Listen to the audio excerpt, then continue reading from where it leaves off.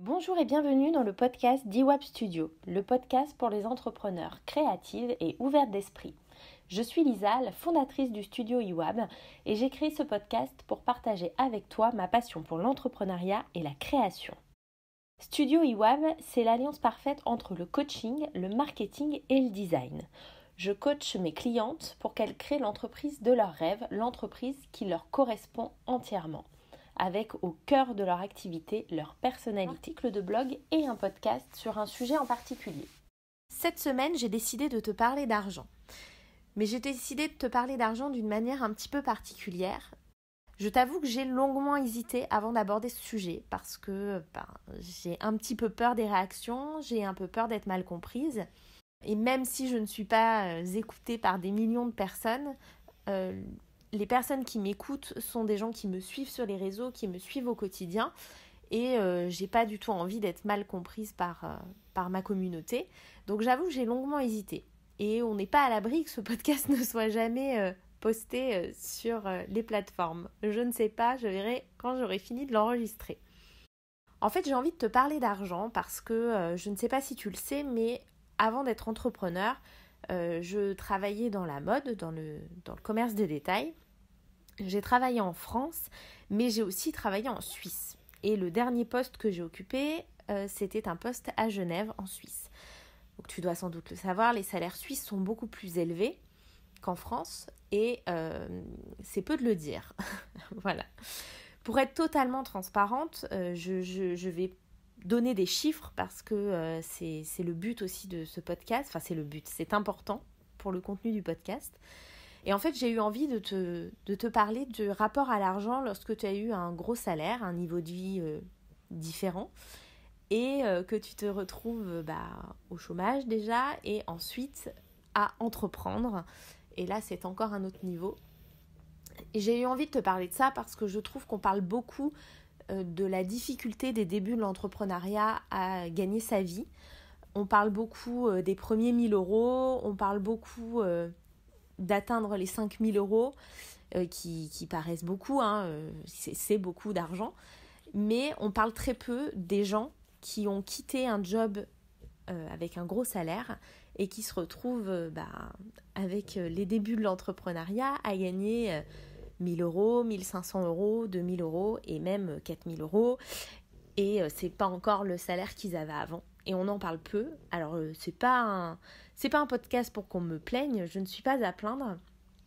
Mais je pense que c'est important de parler du changement de niveau de vie. Peu importe le montant, en fait. Peu importe les chiffres. C'est simplement un changement de niveau de vie et c'est toujours compliqué à gérer, un changement de niveau de vie. Donc, mon dernier emploi, comme je te le disais, c'était en Suisse, à Genève. J'ai suivi, en fait... ma patronne qui m'avait embauchée à Lyon, qui a changé d'entreprise, qui est partie travailler à Genève et qui m'a du coup embauchée à Genève. Et je gagnais au départ 6 000 francs suisses par mois, brut. Donc sachant qu'en Suisse, il y a l'impôt à la source depuis 1500 ans, voilà. De toute façon, on était très en retard en France. Mais globalement, je suis passée d'un salaire de 2 000 € net à Lyon à plus de 4 000 € net mensuels. Donc j'ai doublé mon salaire en passant une frontière, très clairement, pour faire le même métier. Alors oui, le même métier, mais avec un plus gros magasin. En Suisse, c'est 42 heures par semaine, pas 35. Bon, sachant que de toute façon, dans le commerce en France, tu ne fais jamais 35 heures. En Suisse, tu n'en fais pas 42 non plus. Tu en fais bien plus. Donc j'ai doublé mon salaire, voire un peu plus même. On peut se dire c'est super, c'est génial, c'est extraordinaire, c'est magique. Alors oui, c'est magique, c'est sûr, ça c'est absolument magique.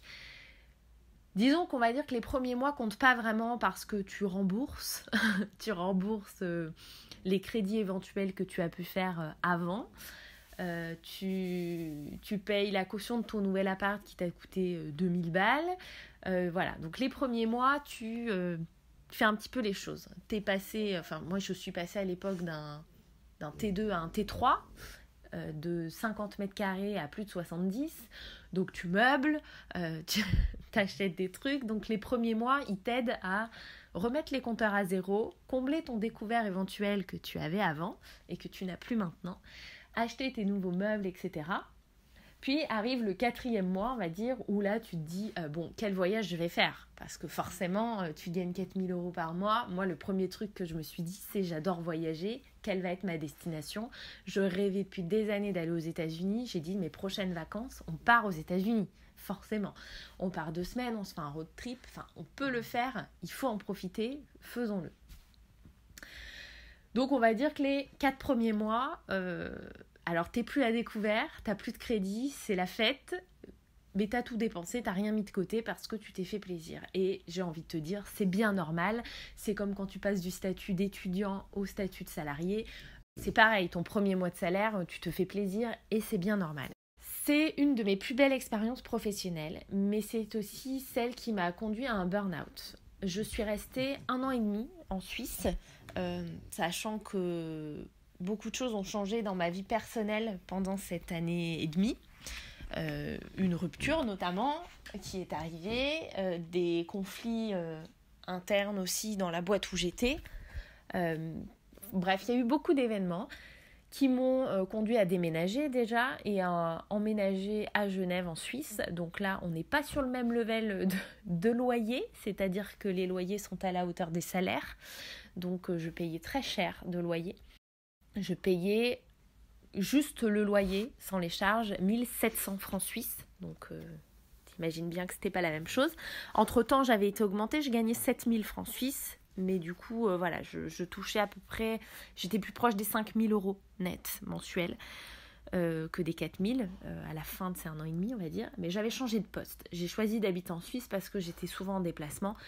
Et que le trajet de la frontière, passer la frontière tous les matins pour aller à la gare, pour prendre le train, sachant que je faisais 60 heures par semaine, autant te dire que chaque minute de sommeil gagné était précieuse. Donc j'ai décidé d'emménager à côté de la gare à Genève. Donc c'est un quartier assez sympa, un peu cosmo, que j'aime beaucoup, pour pouvoir gagner en confort de vie.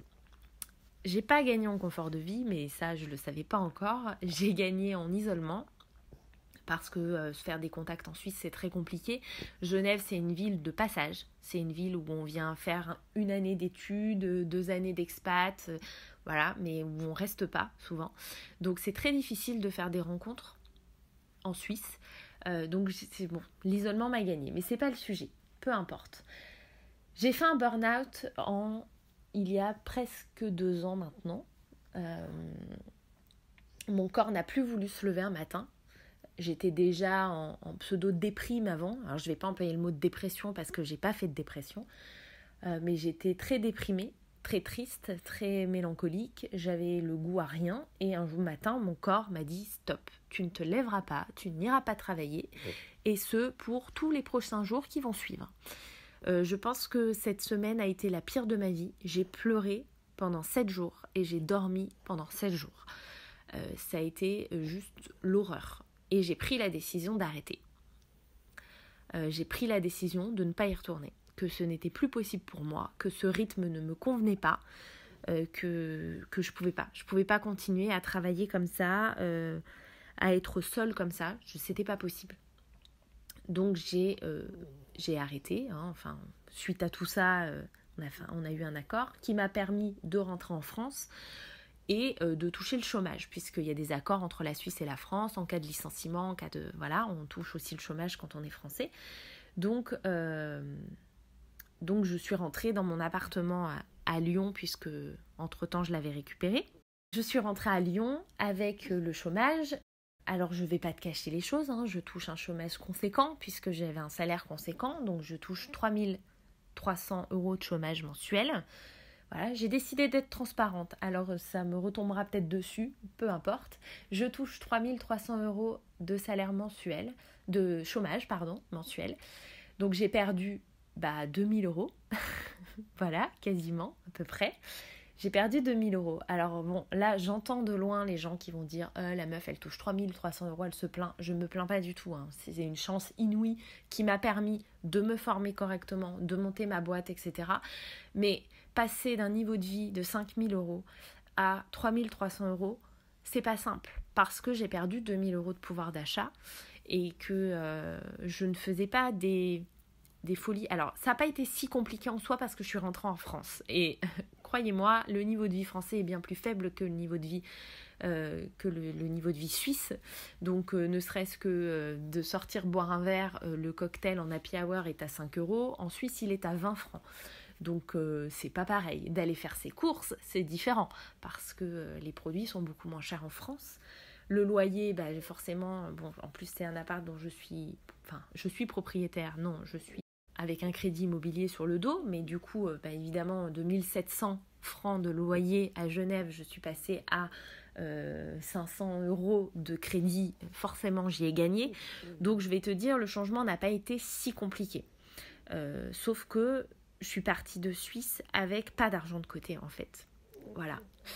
Parce que mon niveau de vie ne me permettait pas, parce que j'étais déjà avec Nat à l'époque et elle habitait Paris. Donc j'ai dépensé beaucoup d'argent en billets de train entre Genève et Paris. Et les billets de train entre Genève et Paris, le Ouigo n'existe pas. Hein. Donc c'est 200 balles à chaque fois.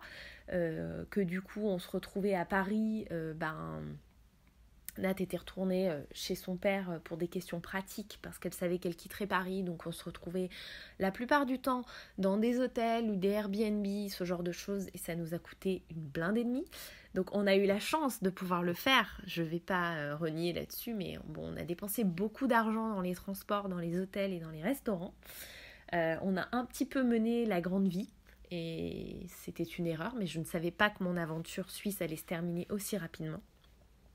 À cette époque, je n'ai pas du tout anticipé le coup qui allait me tomber dessus. Donc je suis partie de Suisse avec très peu d'argent de côté et surtout avec plein d'argent à payer parce que quand on quitte la Suisse, qu'on rompt un bail, on paye une amende. C'est pas vraiment une amende, mais on paye des charges à l'agence immobilière ou à la régie.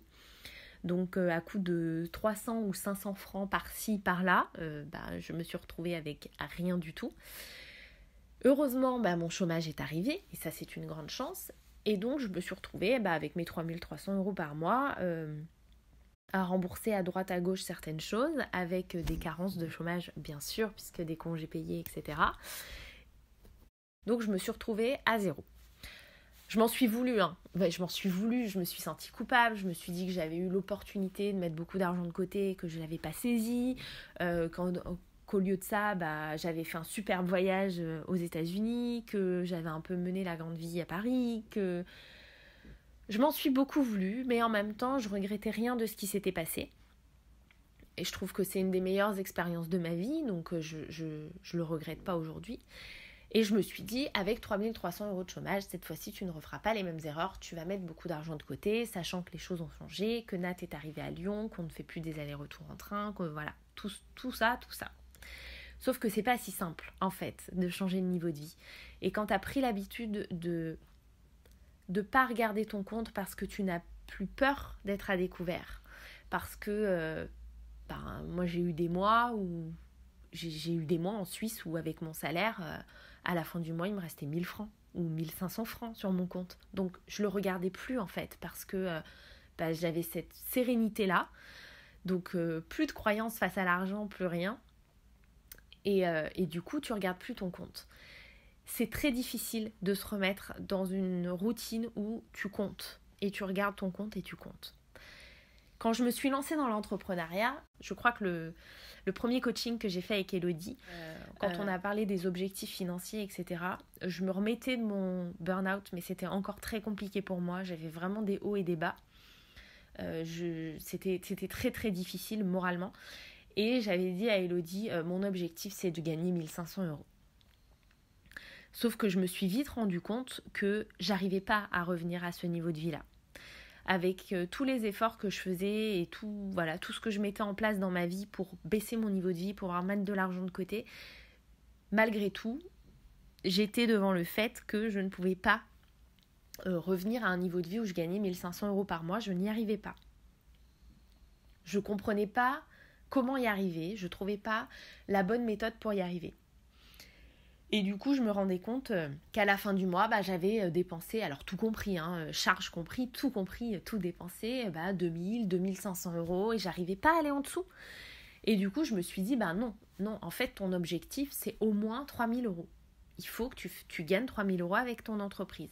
Là, tu pourras dire que c'est stabilisé, c'est bien. Sauf que c'est pas si facile, on le sait, les débuts de l'entrepreneuriat, tu tâtonnes, tu changes de direction, tu gagnes rien, puis tu gagnes beaucoup, puis tu gagnes rien à nouveau. Bref, c'est difficile de démarrer, c'est difficile de stabiliser. Depuis le début d'Iwap Studio, je n'ai encore jamais atteint les 3000 euros de salaire net, de gain net. Jamais.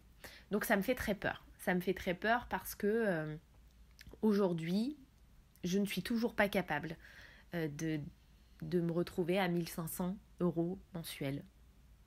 Alors un peu plus maintenant, j'ai à nouveau encore baissé mon niveau de vie, faut pas s'en cacher, un peu plus maintenant. Mais en fait, je me dis aujourd'hui qu'avec les formations que je me paye, les bouquins que je me paye pour continuer à me former, à progresser, en fait, c'est le trop entre guillemets. Il faudrait que j'enlève tout ça pour atteindre cet objectif de 1500 euros dépensés mensuellement. Sauf que je peux pas. Je peux pas parce que ça fait partie de moi, parce que j'aime apprendre, j'ai besoin de me former. Je trouve que c'est la moindre des choses envers mes clientes, de continuer à me former, à apprendre de nouvelles choses, à agrandir mon champ de compétences, à me développer, à pouvoir leur faire profiter de nouvelles méthodes, de nouveaux savoirs. Et je peux pas l'enlever. Et du coup, je me rends bien compte que je reviens à cette conclusion qu'il faut que je gagne 3000 euros par mois pour pouvoir vivre. Parce que le but, c'est de vivre, c'est pas de survivre. Le but de vivre est de pouvoir me payer toutes ces formations que je fais à côté, etc. Donc j'avais très envie de faire ce podcast. Je sais pas du tout comment il va être reçu. On verra. Peut-être ça sonnera le glas de mes premiers haters, je n'en sais rien. Mais j'avais aussi envie de parler de ces gens qui ont fait une croix sur un gros salaire pour vivre de leur passion et qui aujourd'hui se retrouvent en difficulté, là où d'autres personnes ne seraient pas en difficulté, parce que j'ai plein d'entrepreneurs autour de moi qui gagnaient en tant que salariés 1200 euros, 1500 euros et qui aujourd'hui c'est l'éclate parce que elles sont entrepreneurs et qu'elles en gagnent 1008. Moi le problème c'est que d'en gagner 1008 c'est pas l'éclate, ça me fait juste peur parce que je me dis qu'il va falloir que je fasse des croix sur certaines choses et j'ai pas envie en fait, j'ai pas envie de me priver de ces choses que j'ai mis 10 ans à gagner. Cette liberté d'aller boire un verre quand j'ai envie ou d'aller manger un plat du jour en terrasse à 12 balles, j'ai pas envie de m'en priver et le problème c'est qu'en gagnant 1500, 1600 euros, je ne peux pas le faire. Alors ça me fait penser à plusieurs choses dont je voulais te parler. Ça me fait penser à un post qu'Elodie a fait il n'y a pas très longtemps ou qu'elle a partagé. Je sais plus si c'est elle qui l'a écrit ou si elle l'a partagé, peu importe. En tout cas c'est sur son compte Insta que je l'ai vu. Qui disait justement qu'il faut changer son état d'esprit. Et qu'il y avait une de ses clientes qui lui avait dit qu'elle était dépensière et qu'elle adorait aller manger au resto et que ça posait problème parce que son entreprise ne lui rapportait pas assez. Et en fait, elle lui a dit, il faut changer de vision des choses. Le problème, c'est pas que tu aimes manger au resto et que tu es dépensière. Le problème, c'est comment augmenter ton chiffre d'affaires pour te permettre de couvrir ces besoins-là. Et voilà, aujourd'hui, j'en suis là. Comment augmenter mon chiffre d'affaires suffisamment pour atteindre ces 3000 euros de salaire qu'Iwap me versera gracieusement pour pouvoir continuer à mener le même train de vie que j'ai aujourd'hui. Parce que mon chômage arrive à terme dans quelques mois et que pour l'instant, je ne suis loin des 3000 euros. Le salariat n'est pas vraiment une option, le retour au salariat, parce que de toute façon, en France, en faisant le métier que je faisais, je ne gagnerais pas 3000 euros. La promotion que j'ai eue en Suisse, où j'ai atteint le 7000 francs suisses par mois, qui était un peu fou. D'ailleurs, je pourrais te faire un article sur la culpabilité que j'ai ressentie à ce moment-là, parce qu'on parle souvent de la relation à l'argent, la peur de l'échec, mais la peur de la réussite, je l'ai rencontrée à ce moment-là, et la culpabilité de gagner autant d'argent. Le sentiment de ne pas le mériter, ce syndrome de l'imposteur que j'ai eu à ce moment-là, de me dire que si je faisais le même métier en France, je gagnerais 3500 euros par mois et que là j'en gagnais le double Et ben, c'était bien compliqué pour moi. Ouais, c'était très compliqué. Ça pourrait faire l'objet d'un article. Peut-être pas sur iWab, peut-être un article invité quelque part. En tout cas, ça pourrait faire l'objet de quelque chose. Mais passons. Voilà, donc j'en suis là. J'en suis à comment augmenter mon chiffre d'affaires pour maintenir mon train de vie. Et je pense qu'Élodie avait raison. Le problème, c'est pas tant le train de vie que tu as. Le problème, c'est comment faire pour maintenir ce train de vie et augmenter ton chiffre d'affaires et développer ton entreprise. J'estime que j'ai largement baissé mon niveau de vie. J'ai fait beaucoup d'efforts, j'ai rogné sur beaucoup de choses. Cette année, il n'y aura pas de grand voyage parce que c'est pas possible. Alors, on a fait Vancouver en septembre et ça, c'était top, sachant qu'on était hébergés à Vancouver. Donc, comment vous dire que ça nous a bien aidé quand même d'avoir un logement pendant 10 jours gratuit. Mais il n'y aura pas de grand voyage. Il n'y aura peut-être même pas de vacances en soi parce qu'on est venu vivre à la mer aussi pour avoir le sentiment d'être en vacances toute l'année et ça a marché. On est aussi venu vivre dans un 27 mètres carrés parce qu'on paye 400 € et ça, c'est chouette. On a rogné sur beaucoup de choses et j'ai baissé mon niveau de vie. Mais je pense qu'aujourd'hui, je ne suis pas capable. Pas encore, peut-être. Peut-être que ça viendra. Peut-être que j'atteindrai pas les 3 000 € de salaire avec iWab et que du coup, je serai contrainte de baisser mon niveau de vie. Et c'est peut-être à ce moment-là que j'y arriverai. Mais aujourd'hui, je me dis que 2 500, c'est ce qu'il me faut. Voilà. C'est ce qu'il me faut parce qu'il y a les formations que je me paye, les frais de fonctionnement d'iWab Studio, mes logiciels et tout. Je suis auto-entrepreneur, donc je ne déduis pas mes charges de ce que je gagne. Donc il y a tout ça et aujourd'hui je me dis que 2 500 €, c'est mon minimum vital. Pour vivre bien, j'entends, pas pour vivre bien. Mais peut-être qu'iWab me poussera à réduire davantage ou alors peut-être que j'arriverai à développer suffisamment iWab Studio pour atteindre ces fameux 3000 et être sereine. C'est un podcast un peu particulier, mais j'avais envie d'en parler parce que je sais que je ne suis pas la seule et parce que récemment, un ancien, alors je peux pas dire collègue parce que c'était un peu le patron, mais un ancien patron dans une marque dans laquelle j'ai travaillé, qui avait le poste de PDG, a quitté l'entreprise pour monter sa boîte. Donc tu te doutes bien que son salaire devait être à 4 chiffres très élevés, voire peut-être même à 5 chiffres. Il a quitté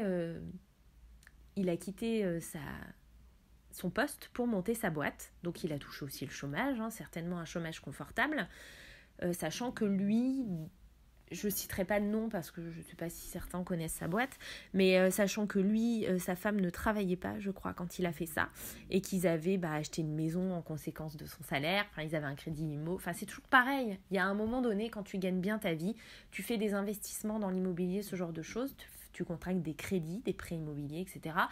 Et quand ton niveau de vie baisse, c'est toujours compliqué. Et peu importe en fait, tu as le même problème à tout niveau de salaire.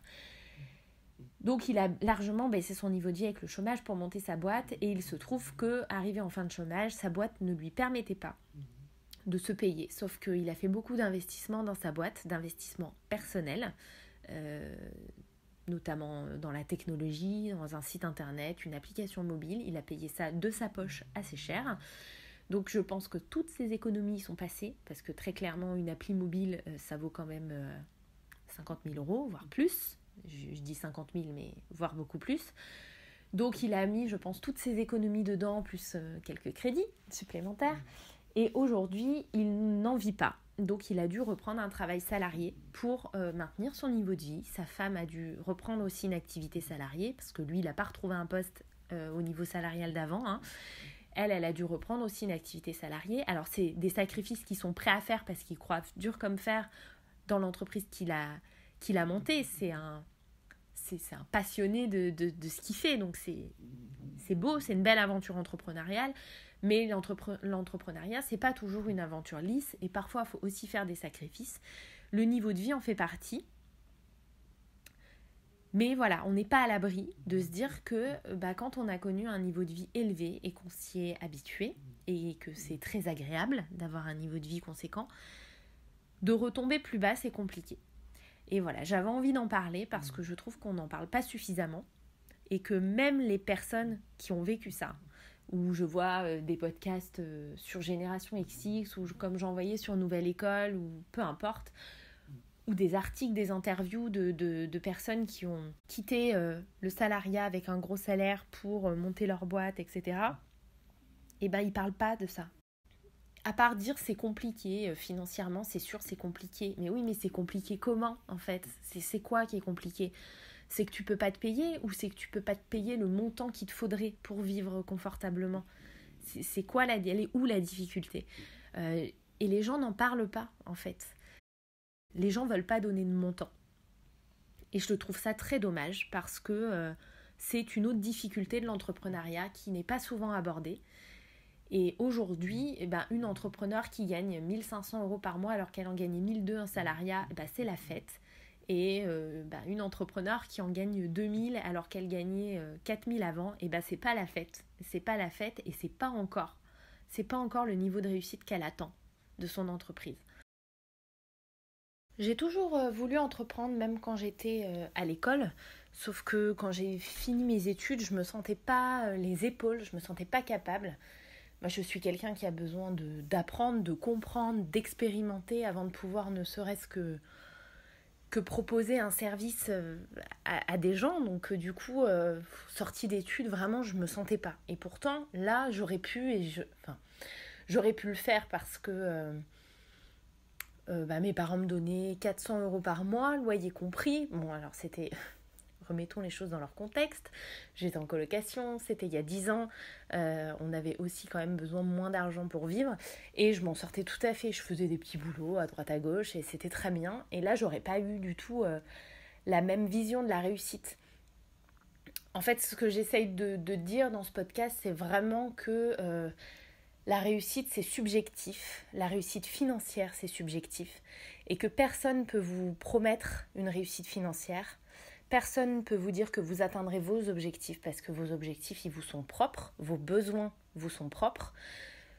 Et voilà, je ne suis pas la même qu'il y a 10 ans. Et il y a 10 ans, j'aurais monté ma boîte et gagné 1 000 € par mois. Ça aurait été pour moi une immense réussite. Et une immense réussite financière, puisque j'aurais doublé du coup ce que je dépensais chaque mois. Donc ça, c'était top. Aujourd'hui, c'est plus le cas parce que mes expériences professionnelles m'ont amené à des salaires très élevés qui font que j'ai eu un autre niveau de vie et que j'ai un crédit immobilier à rembourser aussi. Mais sans parler de ça, c'est simplement ce niveau de vie, ces habitudes que j'ai prises. Et c'est pas des habitudes folles, parce que je vous parle de voyages, de grands voyages. J'en ai pas fait... j'ai fait Los Angeles, oui, quand j'étais là-bas. J'ai fait New York 4 jours, mais là encore, avec un logement gratuit. Voilà, donc c'est pas non plus des voyages où j'ai tout payé, qui m'ont coûté super cher, à part Los Angeles.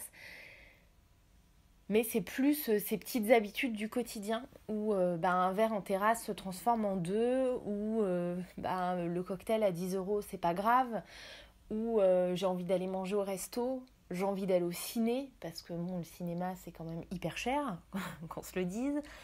La robe Zara à 30 €, c'est pas grave. Voilà, c'est plus ces habitudes-là où je me pose pas trop la question. Voilà, peu importe où je suis, je sais que dimanche je vais à un marché de créateurs, on va bruncher. C'est une journée de dépenses en fait, parce que rien que d'aller bruncher, ça coûte quelque chose. On va aller dans un marché de créateurs, je me connais par cœur, je vais forcément repartir avec un truc. Et si c'est pas au marché de créateurs, c'est à la friperie d'à côté.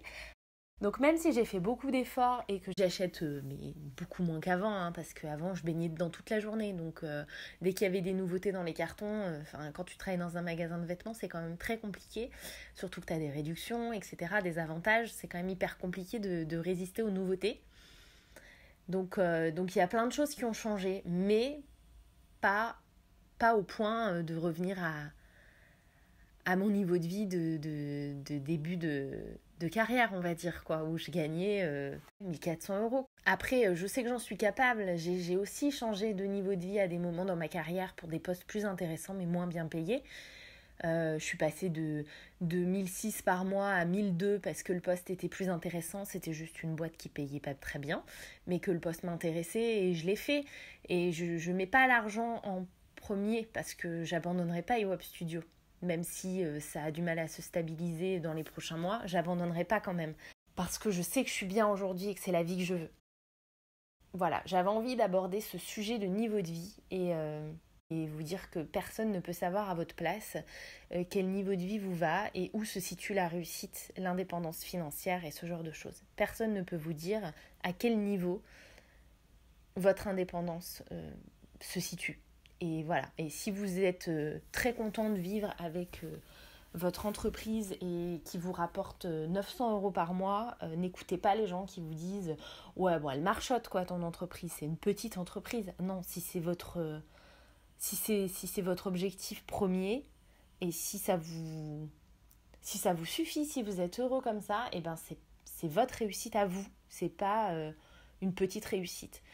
Et si vous avez besoin de 3 000, 4 000, 5 000 € par mois pour vivre et que votre entreprise vous en rapporte que 3 000, et ben c'est pareil, n'écoutez pas les gens qui vous culpabiliseront et vous diront « Ah bah 3 000 par mois, c'est vachement bien, elle marche bien ton entreprise. » Puisque non, pour vous, c'est pas ça quoi. J'avais envie d'aborder une autre facette de l'entrepreneuriat et une autre notion de réussite financière. Un autre level de réussite financière dont on parle peu.